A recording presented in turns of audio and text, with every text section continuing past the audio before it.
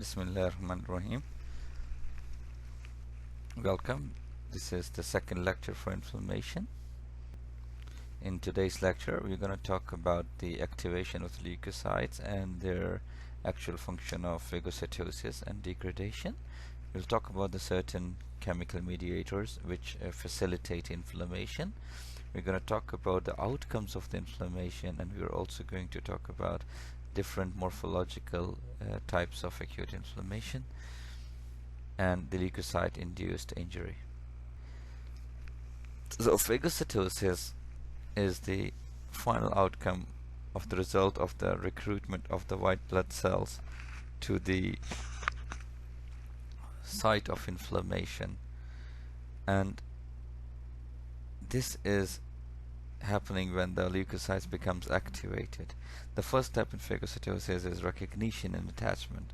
The phagocytes, they recognize the dead necrotic tissue or the bacteria, and they are going to attach that bacteria or the dead necrotic tissue to their receptors. So they have receptors on their surfaces, and on the other hand, the bacteria and the foreign antigens, they are coated by the antibodies which are going to coat them and then presented them to the receptors of the leukocyte, which have high affinity for these proteins, immunoglobulins.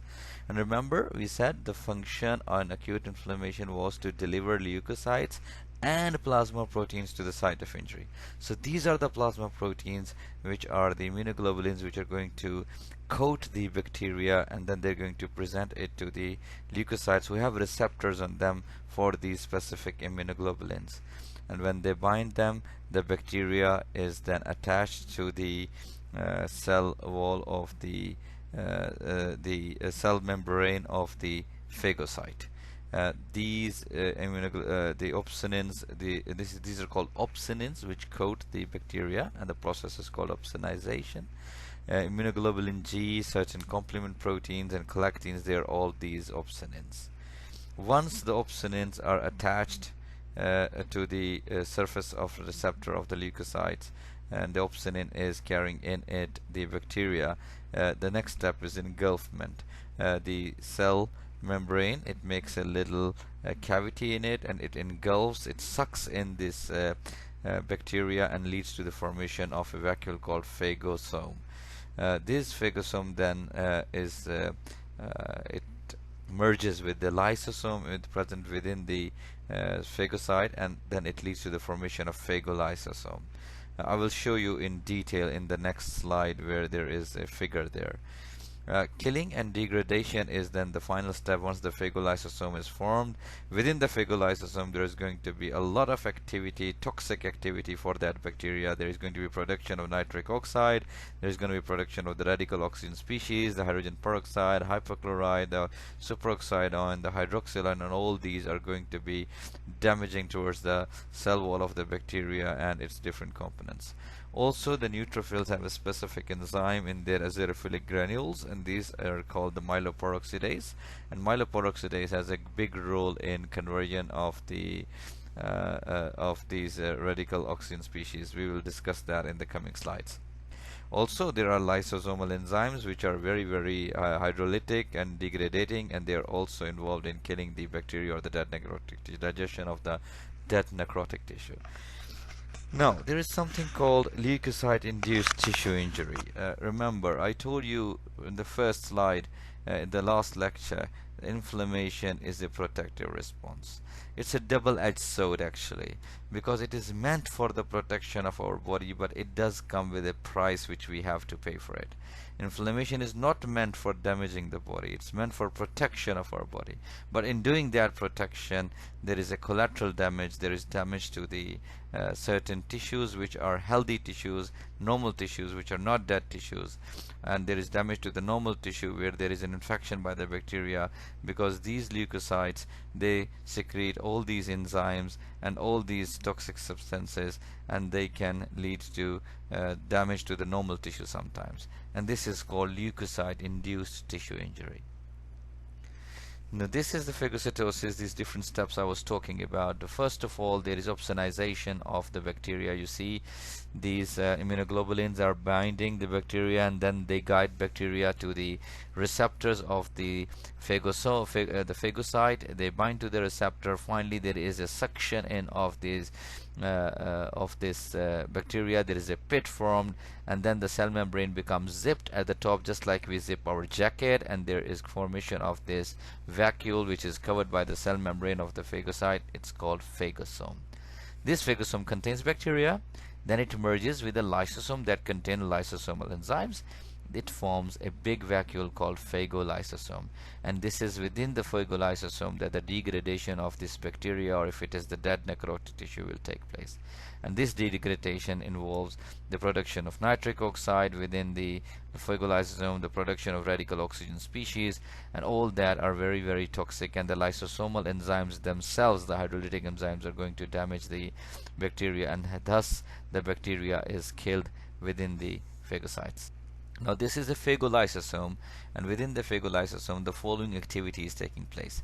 This myeloperoxidase, which is present in the azophoric granules of the neutrophils as just mentioned, this is responsible for conversion of hydrogen peroxide into hypochlorite, which is highly toxic for the bacteria and the dead necrotic tissue.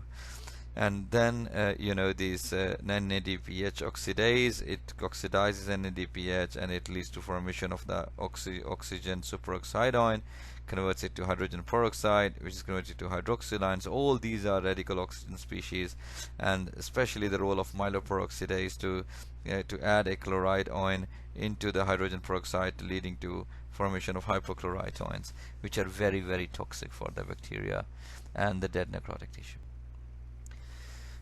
So we have completed what we continued from the first lecture, the recruitment of the leukocyte, and once they are recruited, finally their main function of their activation and leading to the phagocytosis.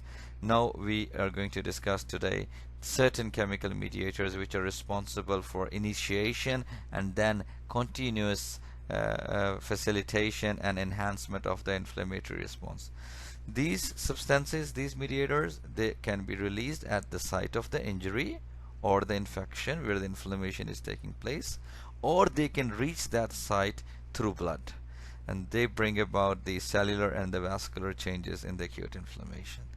Most of these mediators, they are proteins, so they have to bind to their receptors on the target cells in order to bring about their effect, like every other hormone or the proteins, they bring about their effects. So there are two types of the chemical mediators. One are cell derived, the other ones are plasma derived. Plasma derived are present, they're produced by liver, they are present in our blood, but they are inactive. In a normal state where there is no inflammation, these plasma derived mediators are present, they are circulating in the blood, but they are inactive.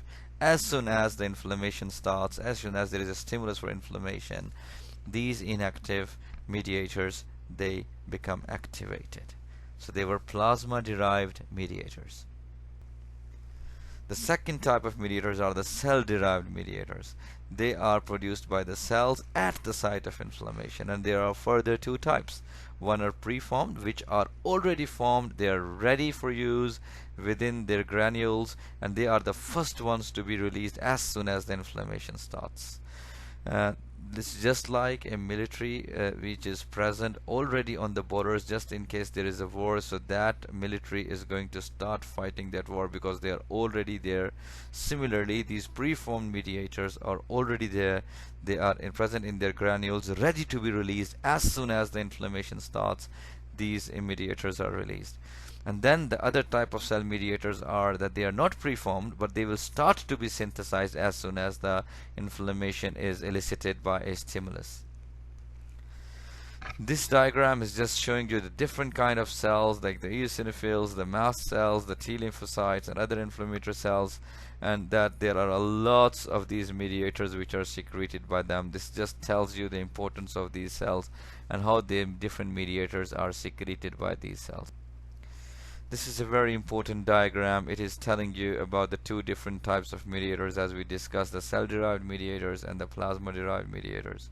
The cell-derived mediators, as I told you, are the preformed ones which are ready to use. Then these are histamine and serotonin, very, very important mediators. Then the newly synthesized are the ones which are synthesized by the cells at the site of the inflammation but in response to the stimulus. They involve prostaglandins, leukotrienes, platelet activating factor, reactive oxygen species, nitric oxide, cytokines, and neuropeptides. The most important ones of those we're going to discuss in the coming slides. And then are the plasma-derived mediators, which are derived by the liver, present in our plasma, but in an active form. They become activated when there is an inflammatory response, when there is a stimulus leading to inflammation. And they involve the complements. When they activate, they can form C3A5A, which are called anaphylotoxins that bring about the anaphylaxis or are involved in the pathogenesis of the shock. And then it can be formation of a membrane attack complex, which is because of the activated C5b to C9 complements.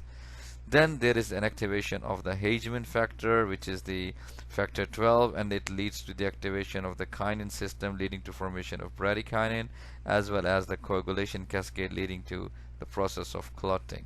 So you just need to know the names of these certain mediators, whether they are preformed or they are newly synthesized cell-derived or they are plasma-derived, and their activation in the case of the plasma-derived mediators. Again, this is the description of the same figure which we have just discussed now. The different kinds of mediators which are cell-derived and the plasma-derived. Let's discuss some of these most important mediators in detail. Vasoactive amines, these are the most important of the mediators, and they are the preformed mediators which are ready to use. As soon as the inflammation starts, they are released, and they involve histamine and serotonin. Histamine is present in platelets, in the mast cells, and in the basophils, while the serotonin is only present in the platelets.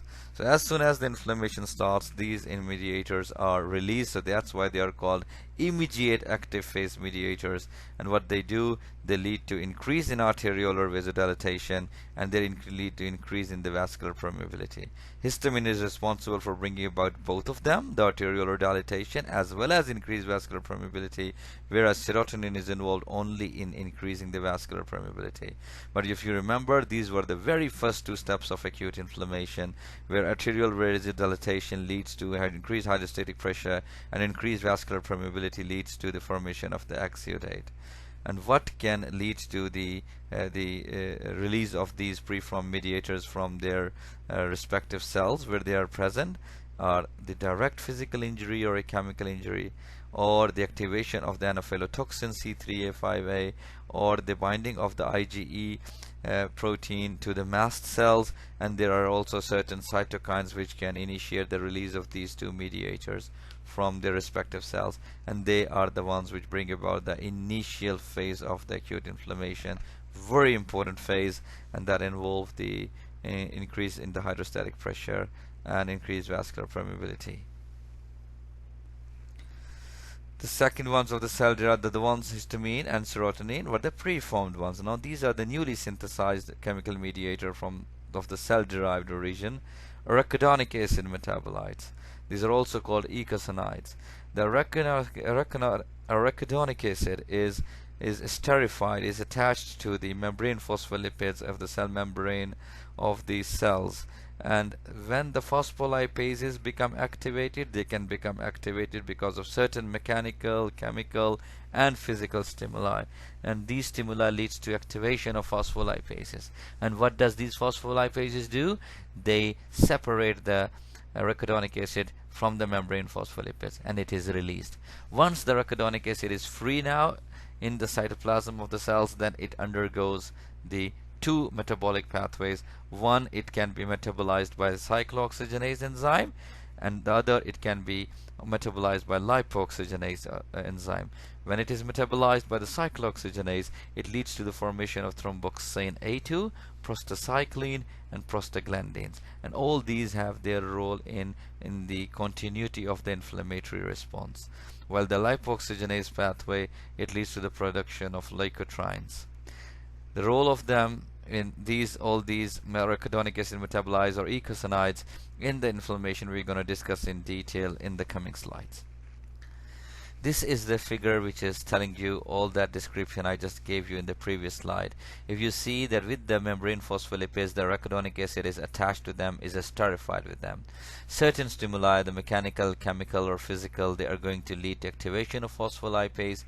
The phospholipase A2 is going to release the arachidonic acid from the membrane phospholipids. Then cyclooxygenase is going to metabolize it, leading to formation of prostaglandins and the thromboxanes. And the lipoxygenase can also metabolize arachidonic acid, leading to formation of leukotrienes. And these are all biologically active metabolites, and they have effects on the tissue and the cells with regards to the inflammation. Another type of cell-derived mediator are the cytokines. Cytokines are produced by many different cell types, but mainly it's the macrophages and the lymphocytes. When they become activated, they release these cytokines. And one of the most important cytokines are the tumor necrosis factors TNF, the interleukin-1, and the interleukin-8. And there are certain chemokines as well. They're also the cytokines. But tumor necrosis factor and the interleukin-1 are the most important ones, which are called master cytokines, because they're responsible for bringing about many different steps of the inflammation. This is the figure that is showing the importance of interleukin-1 and the TNF, which are master cytokines. They are released when the macrophage becomes activated, and the stimuli like bacterial products, immune complexes, physical injury, toxins, cytokines, they can lead to the activation of macrophages, which in turn will release interleukin-1 and tumor necrosis factor. And why they are called master cytokines? Because they bring about lots of different functions. They bring about acute phase reactions. There is going to be any fever which is associated with the inflammation is going to come because of them. The lack of increase in sleep, the lack of appetite, increased number of the neutrophils in our blood, the increased level of the acute phase reactions like CRP, C-reactive protein, which is produced by the liver. It's these master cytokines which lead to their excessive production. Then they have effect on the endothelial cells. What they do, they lead to increased expression of the integrin receptors, and there is decrease in the adherence of the leukocytes. They lead to increased prostaglandin synthesis by the endothelial cells. They cause them to have a more attachment of the platelets and a procoagulant activity. They decrease the anticoagulant activity, and they also secrete certain other interleukins which are also important for the inflammatory response. Apart from inflammation, these master cytokines also play a role in the tissue repair. Although we're going to do tissue repair in detail in the coming lectures, which are going to follow inflammation, but still remember, they stimulate the fibroblasts and they lead to increased vascular proliferation and production of a scar tissue.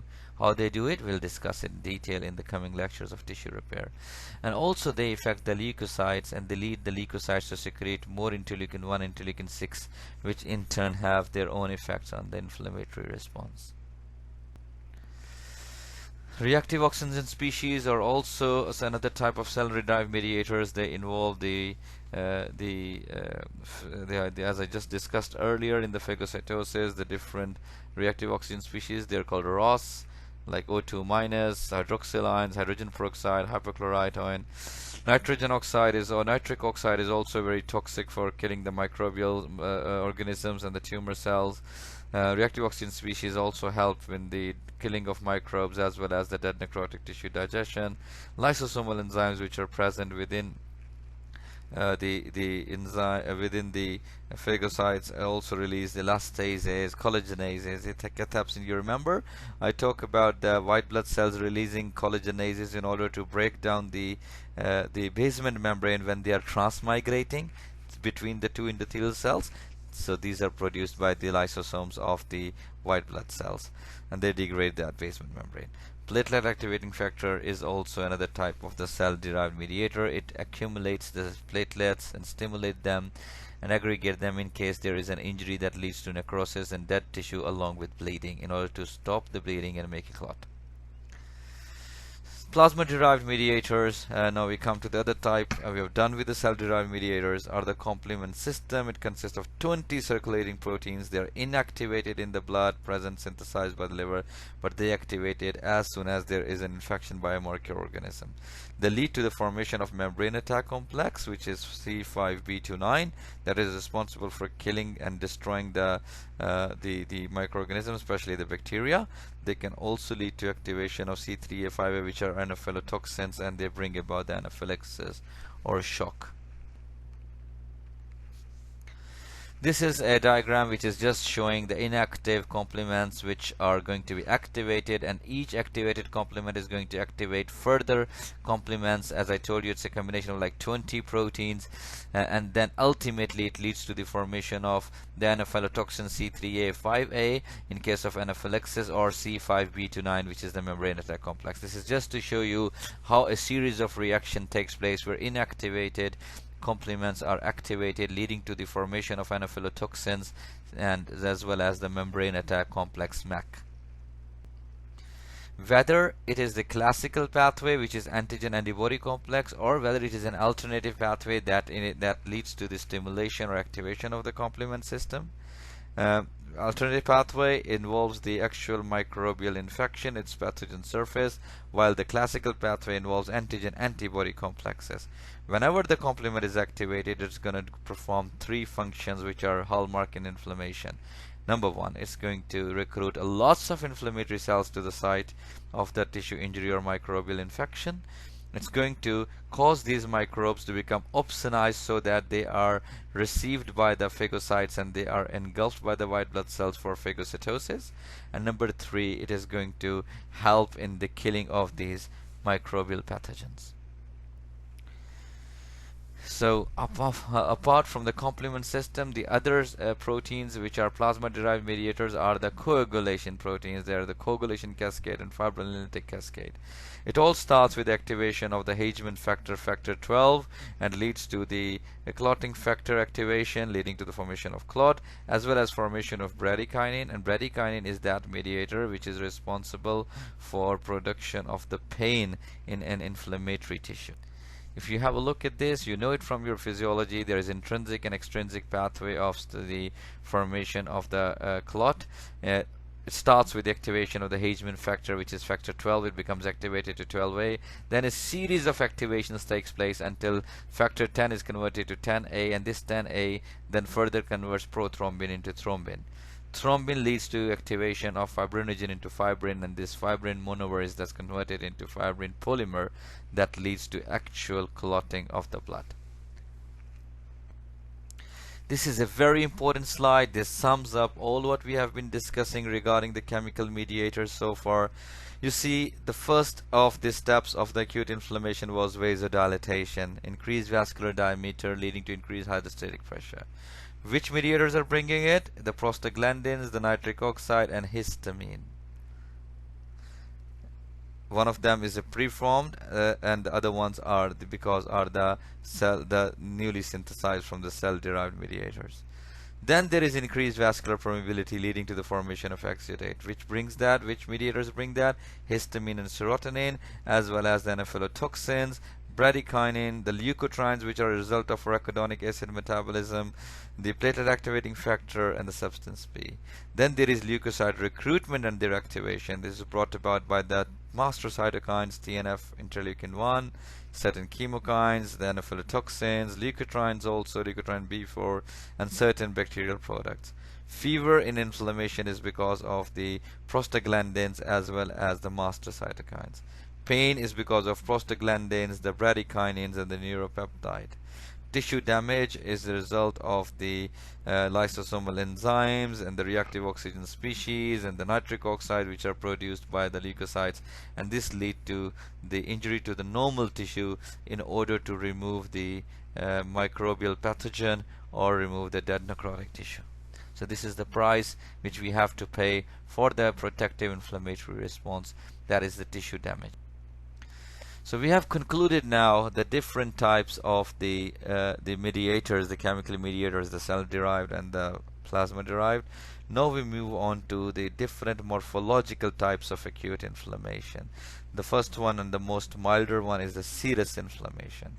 This happens when there is a mild injury, and as a response of that injury there is a mild inflammatory response, and only there is formation of a fluid that goes into the tissue space. Example is the watery fluid that enters into the tissues as a result of a blister that is formed because of a burn in the skin, and this can also involve in case of certain infections that can lead to effusion in our serosal cavities, like tuberculosis can lead to pleural effusion, or pneumonia can lead to the pleural effusion. So this can it's the better example for the serous inflammation is a pneumonia, because it involves acute inflammatory response and then it leads to pleural effusion. This is the these figures on the right hand side is our naked eye examination of a thumb where there is a blister. The blister contains water in it. It's an example of serous inflammation. On the left hand side you can see the microscopy of the tissue of the skin where there is a blister, and you can clearly see that the epidermis and dermis are detached from each other, and the space between them is filled with the serous fluid, the clear watery fluid. The second type of the acute inflammation is the fibrinous inflammation. As the name tells, there is production of a lot of fibrin, and this comes because there is of extensive damage to the tissue, leading to the secretion of fibrinogen, and this fibrinogen is then converted into fibrin. This kind of inflammation often occurs when there is a tissue injury in case of the body cavities, like if there is inflammation in meningitis, in the pericardium of the heart is pericarditis, or in case of the pleura, the membrane that covers the lungs, the pleuritis. Fibrin, it occurs, it is visible with the naked eye as pale yellowish bands, and in case of the microscopy it often appears as a pink staining eosinophilic meshwork, because it's a protein, and proteins will always stain pink in the hematoxylin eosin staining. And when it is incompletely removed, this fibrin is replaced by a scar that is as a result of the process of fibrosis. We'll discuss that in detail in the tissue repair. If you look at these diagrams, these figures, the top figure is the morphology, the naked eye examination of the pericardium, the layer that is surrounding the heart, and you can clearly see that there are these palish, yellowish fibrin deposits present in the pericardium. When we take a tissue section of this tissue and look at it under the microscope under hematoxylin eosin staining, you can clearly see there is an extensive pinkish staining of meshwork of the fibrin present in the pericardial tissue, which is labeled F, and that is the fibrin. This figure also shows you the presence of the fibrin strands between the inner and the outer layer of the pericardium that surrounds the heart, and this is because of the inflammation of the pericardium leading to the secretion of fibrinogen, which is converted to fibrin. The third type of acute inflammation is the purulent or suppurative inflammation. Here there is a production of large amount of purulent exudate. It is called pus. You remember exudate was the fluid which is formed in the tissues as a result of the increase in the vascular permeability. It will have a lot of fluid in it, plasma. It will have in it a lot of proteins. It will have in it a lot of white blood cells. So in case of the pus, there is going to be a lot of white blood cells along with proteins, a lot of fluid, and there is going to be a lot of dead necrotic tissue, or there is going to be a lot of dead bacteria present there. Staphylococcus aureus, fungi, and certain other pyogenic organisms can lead to the formation of inflammation which is of suppurative or purulent type. One of the example of the purulent inflammation is the formation of abscess, in which there is a central area of purulent exudate, and it is surrounded by the normal tissue and the inflammatory cells, but it is localized. It does not let that inflammation to spread. When it spreads, it is called cellulitis. I will show you in the coming diagram how the cellulitis and abscess will look like.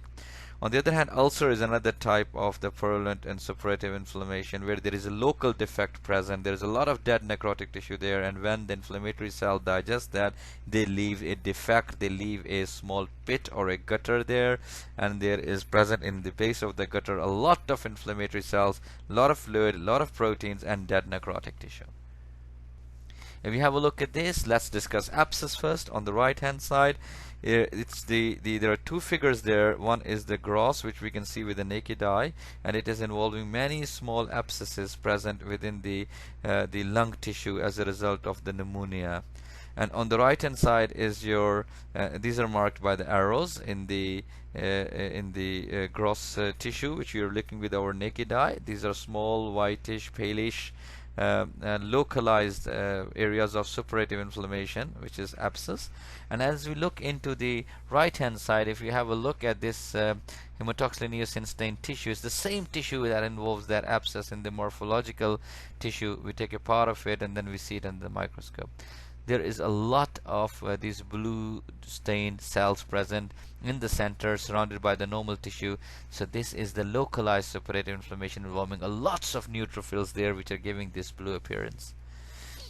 Now coming to the ulcer, which is on the left hand side in these figures, we see there is this defect, this hole present in the tissue, which is the ulcer, where it is damage to the epithelium. There is dead necrotic tissue which has been removed by the inflammatory cells, and in the figure below you can clearly still see the epithelium is damaged, and all those epithelial cells and the connective tissue which was dead or necrosed has been removed by the white blood cells, and there is this defect or a gutter which is formed, and in the base of this pit or the crater of the ulcer is present the exudate, the white blood cells are there, the proteins are there, the fluid is there, and there is going to be a lot of dead necrotic tissue there.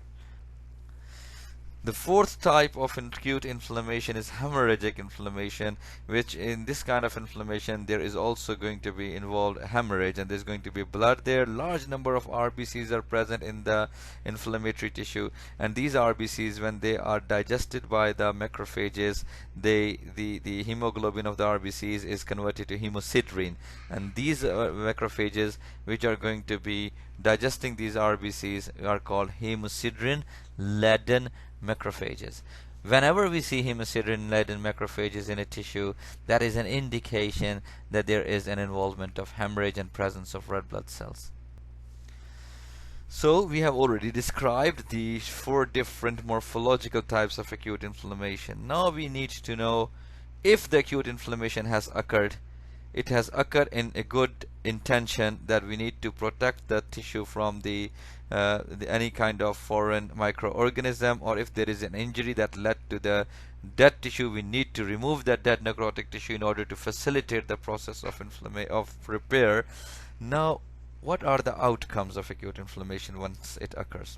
The first of the outcomes is the resolution, that it resolves.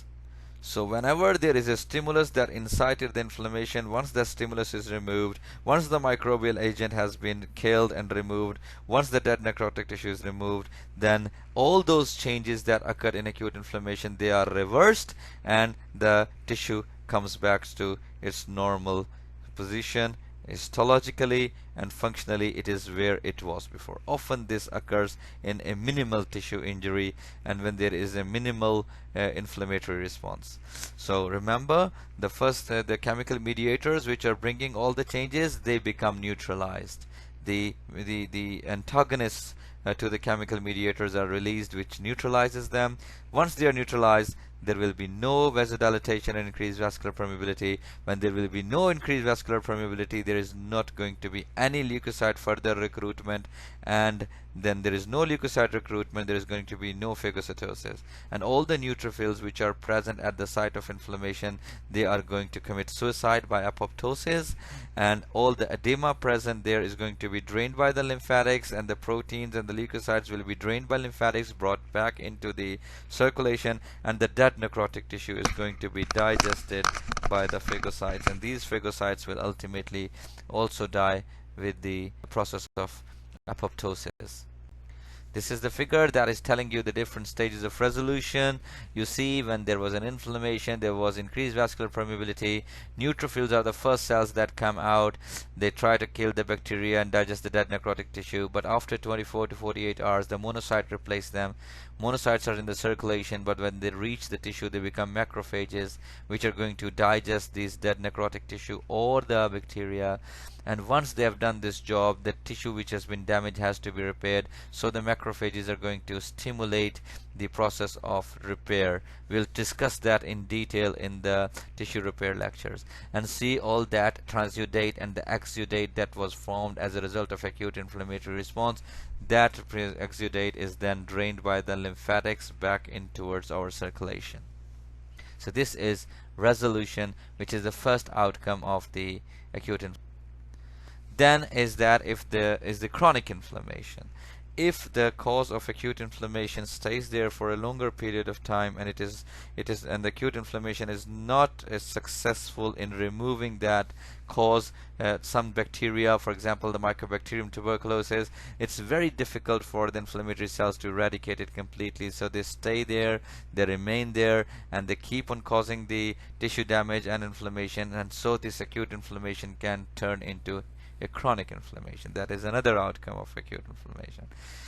Then another outcome is scarring and fibrosis. If there is massive damage because of the acute inflammation, then it will always lead to the repair by the process of scarring and fibrosis. Although the scarring and fibrosis is hallmark of chronic inflammation, but in case of acute inflammation, if there is an extensive damage to the tissue, it will also lead to this scarring and fibrosis.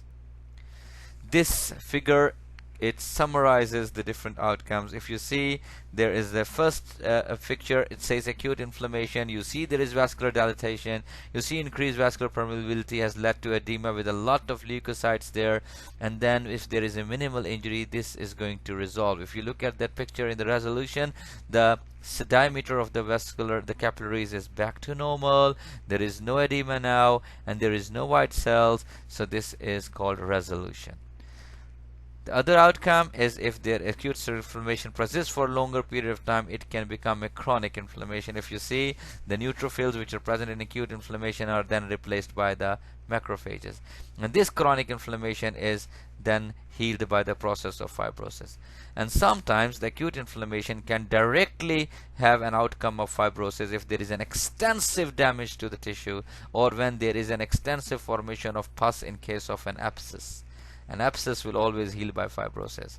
So the outcome is resolution. It can be chronic inflammation, it can be fibrosis, and this fibrosis can be directly from an extensively damaged tissue, or in case of the acute inflammation that leads to the formation of an abscess. So thank you very much. We are going to continue our topic of inflammation to the third lecture, where we are going to be talking about chronic inflammation. Good luck, and thank you very much.